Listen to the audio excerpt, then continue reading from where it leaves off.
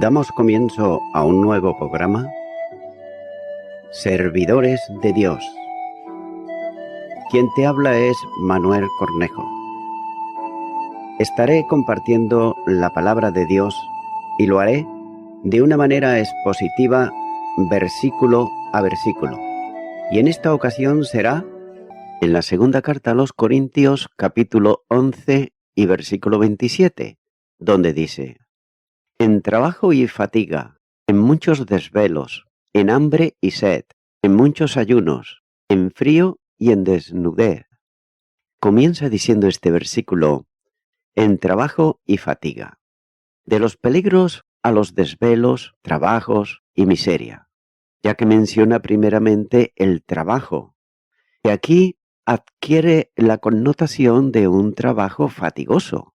El ejemplo más sencillo es que mientras predicaba el Evangelio por las noches y atendía a los creyentes, dedicaba el día a confeccionar tiendas de campaña para sostenerse él y sus compañeros.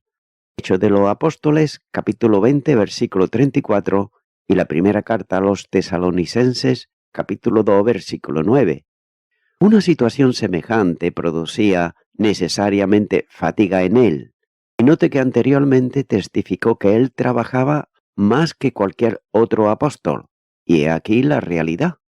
Continúa diciendo este versículo: en muchos desvelos, noches pesadas sin dormir, o haciéndolo muy poco. Aquí está hablando de desvelos, y no eran pocos, sino que eran muchos, ya que tenía que robar horas de sueño para leer y atender a la obra. Hechos de los Apóstoles, capítulo 20, versículo 31. Ya que no era algo continuo, pero tampoco era algo excepcional, era muchos desvelos. Un ejemplo de esto está en la noche que pasó enseñando en Troas en el viaje a Jerusalén. En otras ocasiones, por los sobresaltos de que le acusaban sus enemigos. Continúa diciendo este versículo: en hambre y sed.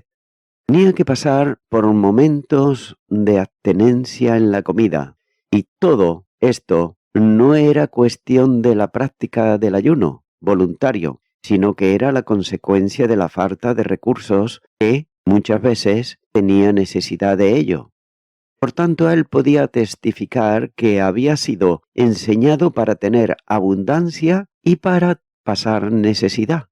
Filipenses capítulo 4, versículo 12. También aprendió el humillador proceso de tener muy poco. Y note que no es fácil pasar necesidad, vivir en estrechez y sentir gozo, ya que solamente la escuela de Dios y el poder de su gracia hace posible seguir trabajando cuando se pasa hambre y sed. Es por eso que era capaz de enfrentar las situaciones favorables y también las adversas. Sin embargo, es de apreciar aquí que la enseñanza comprendía el tener hambre. Es algo más grave que tener necesidad. Es decir, no solo tenía escasez de lo necesario, sino que incluso le faltaba lo más imprescindible, que era la comida. Por tanto, era realmente una situación de penuria. Continúa diciendo este versículo: en muchos ayunos. La falta de alimento era algo que le había ocurrido muchas veces. Pudiera tratarse de ayunos elegidos voluntariamente para dedicar más tiempo a la oración. Sin embargo, todo lo que está mencionando no tiene absolutamente nada que ver con imposiciones voluntarias que él mismo establecía, como sería el caso del ayuno para la oración, sino que estaba hablando de sufrimientos. Por tanto, es necesario entender como ayunos por carencia de comida. Esto quiere decir aquí que a menudo estaba sin comida, pero en estas circunstancias no hacía saber a nadie su penuria.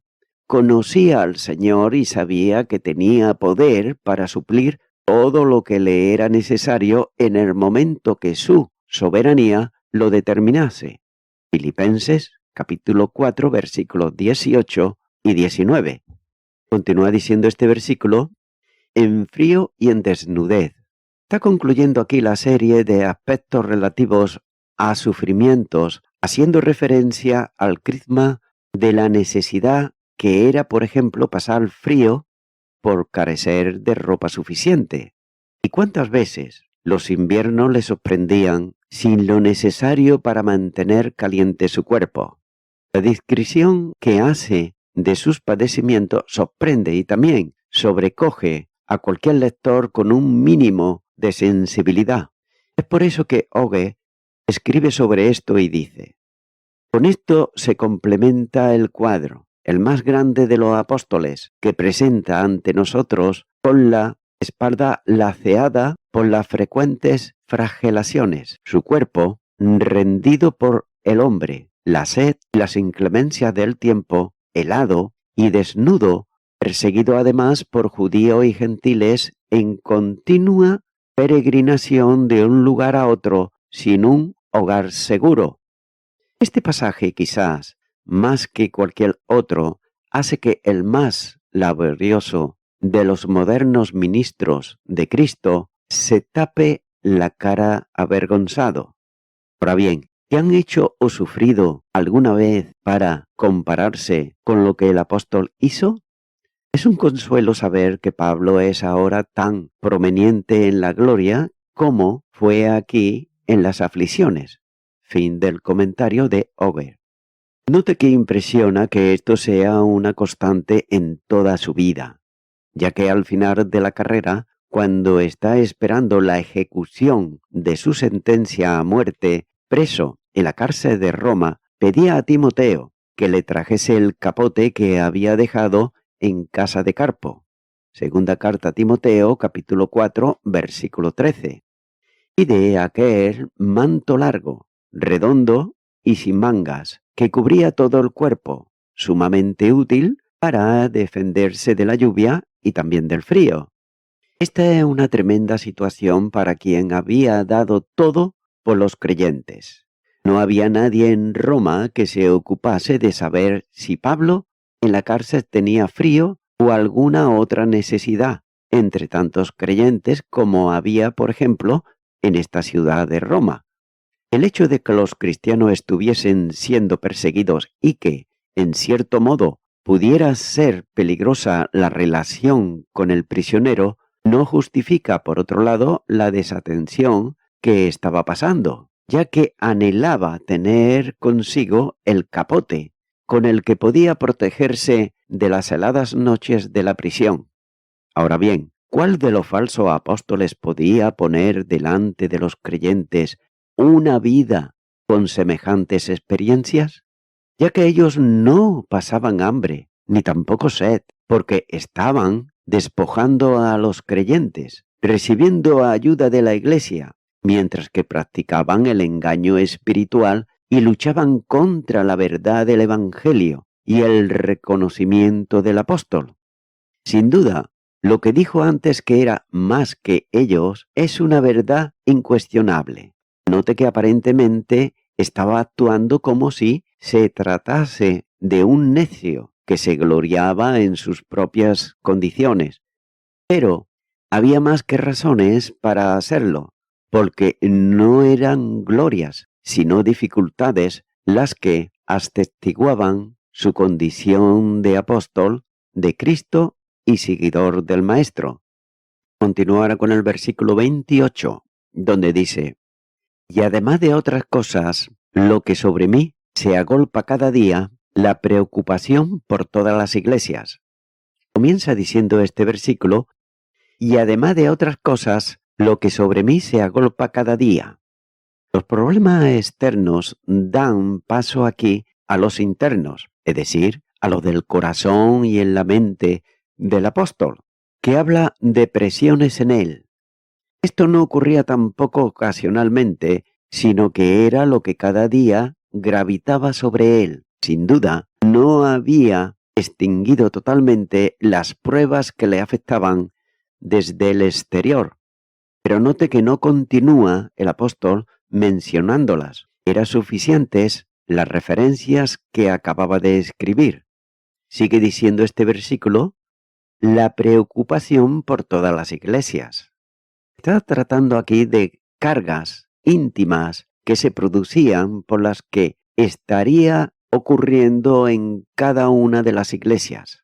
Evidentemente, del peligro en que estaban por la presencia de los enemigos del Evangelio, que incidían en ellas con el propósito de destruir la obra hecha. Además, de esto muchos creyentes necesitaban consejo del apóstol y acudían a él, con sus problemas y también con sus dificultades, los que gravitaban profundamente en el corazón pastoral de Pablo. Esto fue siempre una norma suya, de manera que cuando estuvo preso en Roma, recibía a todos los que venían a visitarlo. Hechos de los Apóstoles, capítulo 28, versículo 30. Por otro lado, su condición de apóstol le confería el cuidado de todas las iglesias, así que dedicaba tiempo para escribir las epístolas y sobre todo tiempo para orar por cada una de ellas. Otra gran parte del tiempo lo empleaba en enseñar a los creyentes en las iglesias, dándole instrucciones sobre la fe y la ética, como señala la primera carta a los Corintios, capítulo 4, versículo 17, y también esta segunda carta, capítulo 8, versículo 18. Realmente, Pablo se consideraba y así actuaba como un padre espiritual para cada creyente y como pastor para cada congregación. Ahora bien, ¿quién de los falsos apóstoles podía decir algo semejante? Las preocupaciones de estos engañadores eran las iglesias, pero no en el sentido positivo del apóstol, sino en el de Satanás, enemigo de la obra de Dios y por consiguiente también del apóstol. Continúa ahora con el versículo 29, donde dice: ¿Quién enferma y yo no enfermo? ¿A quién se le hace tropezar y yo no me indigno? Comienza diciendo este versículo: ¿Quién enferma y yo no enfermo? Note que las cargas, problemas y aflicciones de los creyentes eran sentidas por el apóstol como propias. Es lo natural de acuerdo con su enseñanza, ya que si un miembro padece, todos los miembros se duelen con él. Primera de Corintios, capítulo 12, versículo 26. Y por esa misma razón, cuando un creyente enfermaba, en sentido espiritual, esto es, cuando era débil, escrupuloso, porque no tenía madurez espiritual. Primera de Corintios, capítulo 9, versículo 22. Él sufría con ese hermano, compadeciéndose de su situación y procurando que recuperase el gozo y la comunión con los fuertes. Sigue diciendo este versículo: ¿A quién se le hace tropezar y yo no me indigno? Lo mismo ocurría con quienes se le hacía tropezar o se les escandalizaba, ya que esto producía en él una profunda indignación contra quienes eran motivo de tropiezo a los hermanos. Para referirse a este grado de indignación, recurre aquí al uso de un verbo que significa arder al enojo vivo, aplicándolo aquí figurativamente a su enojo a causa del daño hecho a otros, ya que el corazón pastoral de Pablo se hace notar nuevamente aquí, luchando y confrontando para ayudarles en las mismas debilidades que ellos sentían. Téngase en cuenta que se hacía débil a los débiles. Y así se describe la actitud del gran pastor de las ovejas, Jesucristo, que es capaz de compadecerse de los que son probados, de los ignorantes y de los extraviados. Hebreos capítulo 5, versículo 2. Continúa ahora con el versículo 30, donde dice: Si es necesario gloriarme, me gloriaré en lo que es de mi debilidad. La gloria del creyente está en su debilidad, puesto que sólo es posible hacer la obra de Dios con las fuerzas de Dios. En ese sentido, note que el apóstol se gloria en su debilidad y lo hace porque manifiesta la operación poderosa de la gracia divina. Primera de Corintios, capítulo 15, versículo 10. Todo cuanto había dicho hasta aquí de los sufrimientos, las tribulaciones, los graves problemas, los peligros, etcétera, etcétera, no son cosas de las que el mundo se gloríe, sino todo lo contrario. Por esa razón, va a concluir el largo párrafo que cierra nuestro capítulo, haciendo referencia a la forma nada loable en la que comenzó el ministerio apostólico y que redacta en los próximos versículos. Continúa ahora con el versículo 31, donde dice: el Dios y Padre de nuestro Señor Jesucristo, quien es bendito por los siglos, sabe que no miento. Comienza diciendo este versículo: el Dios y Padre de nuestro Señor Jesucristo. El apóstol se está refiriendo aquí a una verdad precisa, ya que todo cuanto le antecede no es una invención suya, sino una verdad completa. Para que no haya duda alguna de ello, pone a Dios como testigo de esa verdad. Y note que sin duda esto es la fórmula del juramento de la Biblia, que no impide jurar, pero debe de hacerse por Dios, esto es, colocándose bajo el juicio divino en caso de no ser verdad aquello que se está afirmando. Por tanto, el testigo de las palabras de Pablo es Dios, el Padre, ya que lo vincula con el Señor Jesús, como su Dios y su Padre. También es necesario entender que la relación de Jesús con el Padre eterno es única, puesto que Él es el unigénito, es decir, Jesús tiene una relación con Dios que es única, puesto que Él es una persona divino-humana, que eternamente está vinculada al Padre en el seno de la deidad. Esta relación no es de nacimiento, sino de engendramiento. Es el engendrado eternamente del Padre. No cabe duda que nosotros somos hechos hijos del Padre por adopción en el Hijo. Sin embargo, aunque viene a ser nuestro Padre, no lo es en la dimensión en lo que le es del Señor Jesús. Pero note que al mismo tiempo es también el Dios de Jesús. En su naturaleza humana, en que el Verbo se hizo carne, como señala Juan capítulo 1 y versículo 14. Como hombre, note que tiene también por Dios al que es el único y verdadero Dios. Por tanto, desde su humanidad es Dios suyo y desde su deidad, la relación con él es la de hijo a padre, ya que este Dios que tiene omnisciencia conoce todas las cosas, y Pablo dice que sabe sobre aquello que antes le ha escrito, esto es, conoce todo cuanto acaba de relatarle y la realidad de los hechos mencionados. Sigue diciendo este versículo: es bendito por los siglos. Ante la gloria admirable de Dios, el apóstol se detiene aquí un momento para expresar una dosología en la que reconoce que es el único bendito por los siglos. Solo a Él se debe adorar, honrar y glorificar como Dios. Continúa diciendo este versículo: sabe que no miento. Dios daba testimonio de la verdad de todo cuanto antes Pablo había escrito. No estaba mintiendo en nada de cuanto había hecho referencia, ya que los corintios podían tener seguridad de lo que decía, que era totalmente cierto.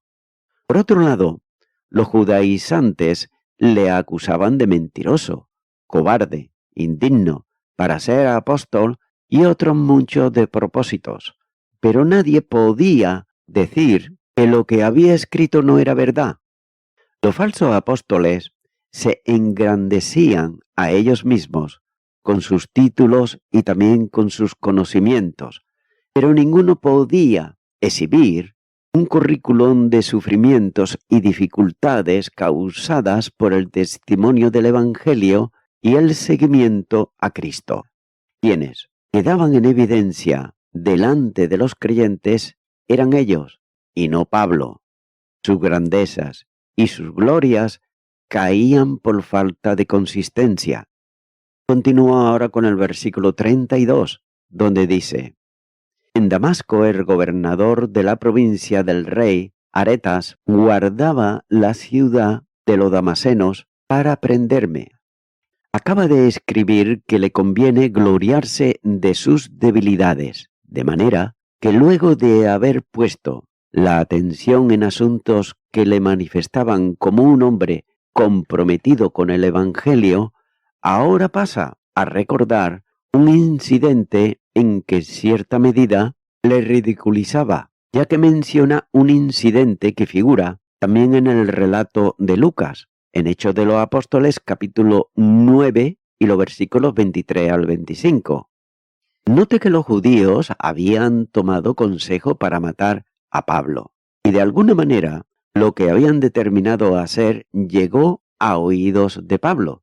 Tal vez el mismo Señor se lo reveló. Para llevar a cabo los propósitos, vigilaban las puertas de la ciudad de Damasco y lo hacían cuidadosamente. Note que es también algo indefinido para precisar quiénes eran los que vigilaban las puertas, pero no cabe duda que el enarca estaba en este asunto, ya que los guardas estaban en manos del gobernador nabateo del rey Aretas. Sin duda, se trataba de Aretas IV, que reinó desde el año 9 a.C. hasta el año 40 después de Cristo. Y note que una hija suya estuvo casada con Herodes Antipa, a la que repudió para unirse a la mujer de su hermano. Pero con todo, Damasco era una ciudad sujeta a Roma, desde mediados del siglo I a.C. La vigilancia de la ciudad sobre Pablo era grande, velando para que no pudiera salir por alguna de las puertas. Continúa diciendo este versículo: para prenderme. Téngase en cuenta que el propósito final era prender a Pablo. Humanamente hablando, no tenía escapatoria alguna, ya que era un hombre contra gente armada, un renegado para los judíos contra un grupo que se había conjurado y lo habían hecho para darle muerte. Sin embargo, lo que no contaban sus enemigos era que Dios tenía un propósito para él y que nadie podría hacer fracasar la determinación divina. Continuar con el versículo 33, donde dice: Y fui descolgado del muro en un canasto por una ventana y escapé de sus manos. Comienza diciendo este versículo: y fui descolgado del muro en un canasto por una ventana. Es verdaderamente irónico este final, ya que el gran Pablo, descolgado en un canasto por la muralla de la ciudad y huyendo en la noche. Note que en la ciudad tenía enemigos, pero también hermanos, es decir, codiscípulos de Cristo. ¿Acaso fueron algunos de los convertidos por su ministerio en la predicación en Damasco? Son los instrumentos que Dios usó para que su apóstol pudiera seguir adelante en el programa trazado por él. Note que con mucha prudencia, según el relato de Hechos de los Apóstoles, cuando dice que por la noche, tomando un canasto, lo hicieron descender por fuera del muro, hasta ponerlo en la tierra más allá de la puerta vigilada por los enemigos. Posiblemente lo hicieron descender por una ventana de una casa que estuviese apoyada en el muro de la ciudad, o incluso por una abertura de la misma muralla. Pero lo cierto es que el apóstol salió de este modo de la ciudad, pero en ella queda consolidada una comunidad cristiana. Es muy probable el dueño de la casa, desde donde se hizo bajar a Pablo, fuese también cristiano, alcanzado para Cristo por su ministerio. Sigue diciendo este versículo: y escapé de sus manos. Aquí vemos la conclusión. No puede ser más explícita. Por tanto, la razón de intercalar el relato es poner de manifiesto que él mismo aunque grande en el ministerio y en los sufrimientos, en el trabajo y en la enseñanza, era en sí mismo un vaso frágil. Quien iba a ser llevado al tercer cielo, como señala el capítulo 12, versículo 4, es el mismo, que desciende también de una cesta soportada por hombres. Sin embargo, note que él tenía a su lado el recurso del poder de Dios, y lo tenía para que en lo que era grande, de cómo, en lo más humilde también. Por tanto, toda la gloria fuese para el Señor. Filipenses capítulo 4, versículo 13. No hay que destacar ninguna lección especial de aplicación personal aquí, pero el capítulo entero está ofreciendo el desafío del servicio comprometido con el Señor, ya que la humildad, en contraste con la altanería, no es bueno. El afecto entrañable frente a la intolerancia legalista, la entrega de los hermanos en contrastes con el servicio de ellos. Sin embargo, hay una pregunta que queda en mi mente y es la siguiente. ¿Quiénes fueron los discípulos que hicieron descender a Pablo por el muro y lo libraron de sus enemigos? Note que Dios usó manos anónimas para nosotros, pero conocidas para Él, para ser instrumentos en la relación de su programa y elementos decisivos para preservar la vida del apóstol.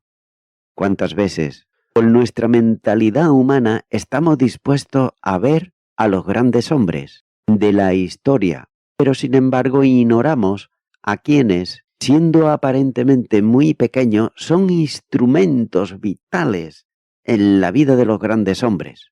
Y note que siempre ocurre que los que sostienen las cuerdas pasan totalmente desapercibidos. Pero en el día de Cristo recibirán la recompensa que corresponde a su fidelidad y compromiso.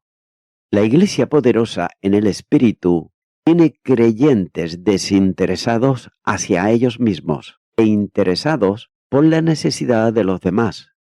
El cristiano debe de buscar el bien de sus hermanos, ya que es importante el ejemplo de estos que ayudaron, por ejemplo, a Pablo.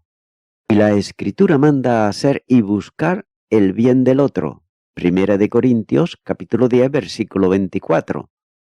Los creyentes necesitan manos, amigas, que se extiendan a ellos cuando están en situaciones límites, ya que el cristiano espiritual es, además, una persona positiva, que no busca los afectos de hermanos, sino que lo considera como objeto de su amor. Y voy concluyendo con esto. Dice el apóstol, el Dios que no miento.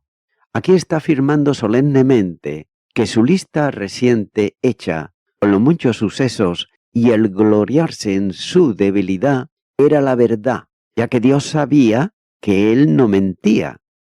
Tal vez, por no tener conocimiento personal de tantos sucesos en la vida de Pablo, algunos estarían dudando de todo lo que contó en los versículos 23 al 30. Pero con esta afirmación solemne lo estarían creyendo. Amigo y amiga oyente, pensar que somos los mejores, los únicos, los más fuertes, los más guapos, los mejores en todo.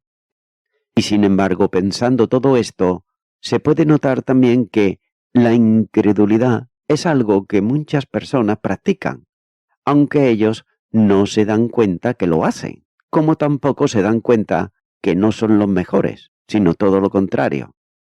La palabra de Dios nos enseña en Tito capítulo 1 y versículo 15, todas las cosas son puras para los puros, mas para los corrompidos e incrédulos nada es puro, pues hasta su mente y su conciencia están corrompidas.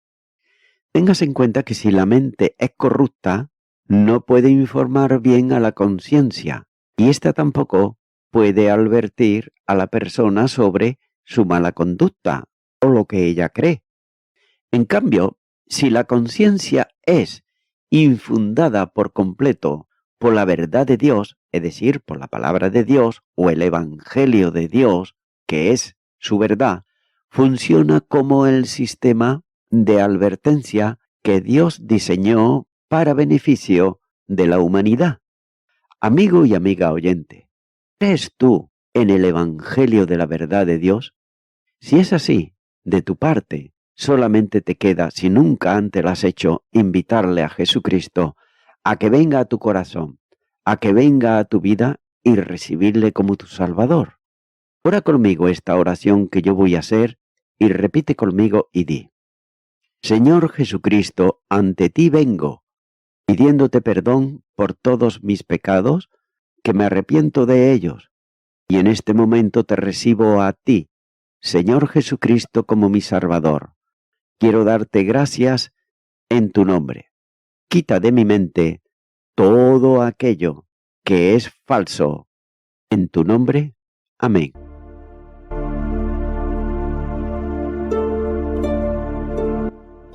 Amigo y amiga oyente, si tú has hecho esta oración de corazón, te recomiendo que comiences a orar a Dios, en primer lugar, en el nombre del Señor Jesucristo. Orar a Dios no es rezar, sino que es hablar con una persona. También te recomiendo que leas la palabra de Dios y lo hagas a diario. Comienza, por ejemplo, con el Nuevo Testamento. Y también, por último, te recomiendo que para que puedas crecer espiritualmente, te congregues en una iglesia cristiano-evangélica, donde se predique, se enseñe y se practique la sana doctrina y la palabra de Dios. Congrégate ahí y con el tiempo podrás crecer espiritualmente y también servir al Señor Jesucristo. Que Dios te bendiga. Y a toda la audiencia, nuevamente ya me estoy despidiendo de todos ustedes y será hasta el próximo programa. Que Dios os bendiga a todos.